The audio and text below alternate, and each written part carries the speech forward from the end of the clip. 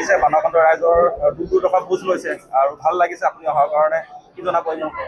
হয়, আমি যোৱা কালিৰ পৰা আপোনাৰ যোৰহাট, গোলাঘাট আপোনাৰ চব মানুহক সাহায্য প্ৰতিবাদ কৰিব লাগে। আমি সাহায্য কৰি ইয়াত আহিছোঁ। এতিয়া নাজিৰা আহি পেলাই নাজিৰাৰ অৱস্থা খুব বেয়া। আজি আমাৰ হাতত লিষ্টখন যিবিলাক আহিছে আপোনাৰ 150টা লিষ্ট আহিছে। আমি ভাবিছোঁ বহুত মানুহৰ আপোনাৰ ডকুমেণ্ট নাই, পানীত ডকুমেণ্টবিলাক গুচি গ'ল, বুজি পাইছে। এতিয়া আমি চবক কৈছে আমি সময় ল'ম আৰু চব পৰিয়াল নাজিৰাত যেনেতেন হওক আমি ছাৰ্ভে কৰি ডকুমেণ্ট আনি পেলাই আমি অপেক্ষা কৰিম যে সকলোৰে একাউণ্টত আমি পইচা দিম। আৰু যিসকল লিষ্ট আপোনাৰ ডকুমেণ্ট আহি গ'ল আমি অতি সোনকালে 3 দিনৰ ভিতৰত সেইসকলৰ পইচা 10,000, 7,000 আৰু 5,000 আপোনাৰ ব্যৱস্থাটো দেখি পেলাই আমি এটা লিষ্ট বনাইছোঁ, ছাৰ্ভে কৰিছোঁ।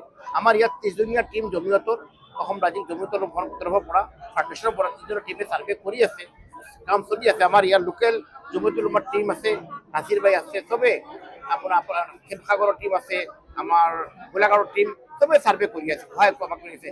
প্ৰত্যেক নাগৰিক মঞ্চ হওক, নাগৰিক কমিটি হওক আৰু ছ'চিয়েল ৱেলফেয়াৰ হওক চবে আমাক সহায় কৰি আছে। এই সহায়ৰ কাৰণে আমি আপোনালোকে ইয়াত আহিব পাৰিছোঁ, লিষ্টখন বনাব পাৰিছোঁ। কিন্তু এটা কথা মই খালি অনুৰোধ কৰিম, যিসকলৰ ডকুমেণ্ট দিছে, ডকুমেণ্ট লেফ্ট আছে, আপোনাৰ এই ডকুমেণ্ট আমাৰ ফাউণ্ডেশ্যনত যদি যায় যে আমি ডকুমেণ্টবিলাক পূৰা পাৰফেক্ট হ'ব লাগিব। কিন্তু অতি সোনকালে ডকুমেণ্টটো ৰেডি কৰা ভাল। যিবিলাক আমাক দি দিলে আমি দি দিম। আমি আমাৰ এইবিলাক দেখি আমাৰ হাতত আমি দিছোঁ। অসমৰ পৰা আনফৰ ফাউণ্ডেশ্যনে 1,25,00,000 টকা আমি ঘোষণা কৰিছোঁ। আৰু লগতে আমাৰ সৰ্বভাৰতীয় জমিয়তুল উলামা সভাপতিয়ে মোক নিজে ফোন কৰি কৈছে যে তুমি অল ইণ্ডিয়াৰ জমিয়তৰ উলামাৰ তৰফৰ পৰা 1 কোটি টকা অনুদান দিবা। তেতিয়াহ'লে আমাৰ তাৰপৰা একাউণ্টত মানুহৰ একাউণ্টত আহিব। আপোনাৰ চিষ্টেম কৰি আছোঁ, মিনিমাম 2,200 পৰা 2,400 পৰিয়ালৰ আপোনাৰ একাউণ্টত আপোনাৰ এই পইচাটো আহিব। কিন্তু আমি তেওঁ এটা কথা কৈছে যে কোনো হিন্দু কোনো মুছলমান নহয়, যি মানুহ বিপদত চবক দিব লাগে, যিমান হওক। আমি জাতি ধৰ্ম বৰ্ণ নিৰ্বিশেষে আমি আহিছোঁ। আমাৰ ৰাজনীতিৰ কোনো উদ্দেশ্য নাই, আমি ৰাজনীতিত বহুত ঊৰ্ধত আছোঁ। আমি অনলি সমাজ সেৱাৰ কাৰণে আহিছোঁ আৰু মই দোৱা কৰি আছোঁ আল্লাহ সমস্যাটো অতি সোনকালে সমাধান কৰে। টোটেল কিমান দিছে বুলি ক'লে? আমি এতিয়ালৈকে দিয়া আৰম্ভ হ'ল। আমি মাজতে 27 লাখ টকাৰ খাদ্য সামগ্ৰী 28 লাখ টকা হ'ব আমি দি পঠোৱাইছিলোঁ, আগতে আমি কৈছিলোঁ। টোটেল মোৰ ফাউণ্ডেশ্যনৰ পৰা 1,25,00,000 টোটেল হ'ব আৰু আপোনাৰ অল ইণ্ডিয়া জমিয়তৰ পৰা 1 কোটি টকা, 2,25,00,000 টকা আমাৰ টোটেলি আমাৰ অনুদান জমা কৰিছে। আৰু ইয়াতকৈ বঢ়াৰ সম্ভাৱনা আছে নেকি? 25 লাখ এতিয়াতো আৰম্ভ হ'ল।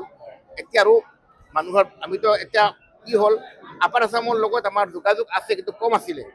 এতিয়া আমাৰ জমিয়তৰ টীমো আছে, য'তে যোনে মানুহ বিপদত থাকিব আমাৰ টীমক কৈ দিছোঁ আমি আৰু কৈ দিম যে বিপদ থাকিলে আমাক কৈ থাকিব আপোনালোকে। আমি যেনেকুৱা গোটেইবোৰ কাম হ'ল ৰাতিৰ পৰা 5 ঘণ্টা 6 ঘণ্টা অসমত সমাজ কৰোঁ। মই সমাজ সেৱা, তাৰ কেঞ্চাৰ পীড়িত আছে, বিপদ আছে, মই কেতিয়াও চোৱা নাই কোনজন হিন্দু কোনজন মুছলমান। আপোনালোক ক'লোঁ যি সময় যি সহায় লাগে মোক ক'ব, মই যিমান পাৰোঁ যিমান সামৰ্থ্য আল্লাহে মোক দিছে মোৰ সামৰ্থ্য হিচাপে মই দি থাকোঁ। মৃতকৰ পৰিয়াললৈ কিবা স্পেচিয়েল পেকেজ থাকিব নেকি?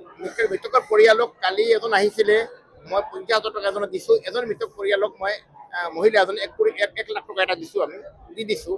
আৰু আমাৰ মৃতকৰ পৰিয়াল যদি আমি চাই আছোঁ, এইটো আমি বিবেচনা কৰি আছোঁ কেনেকুৱা আমি বাজেটৰ ভিতৰত তেওঁ সকলোক কিবা আৰু বেছি দিব পাৰোঁ নেকি আমি চাই আছোঁ।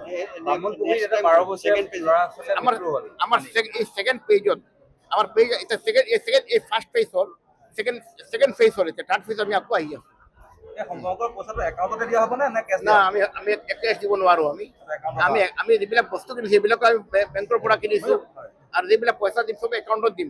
আমি ভাবিছোঁ বস্তু দিওঁ এতিয়া আমি হ'ব পাৰে বস্তু মানুহ ডাবল হৈ যাব।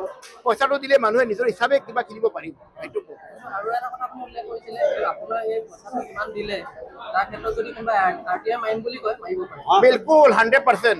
মই আজি কৈ গৈছোঁ মোৰ আনফৰ ফাউণ্ডেশ্যনৰ পৰা 1,25,00,000 1 মাহৰ পিছত আপোনালোকে মোক RTI মাৰি এক তত্ত্ব সহকাৰে আপোনাক দিম ইনশাআল্লাহ তাআলা। দাদা আৰু এটা কথা আছে, পৰা যি আনফৰ চাৰ্ভাৰ যি সহযোগ অৱদান আমাৰ বানপীড়িতসকলৰ মাজত অৱদান আগবঢ়ালেহি, আমি তাৰ বাবে ধন্যবাদ জনাইছোঁ।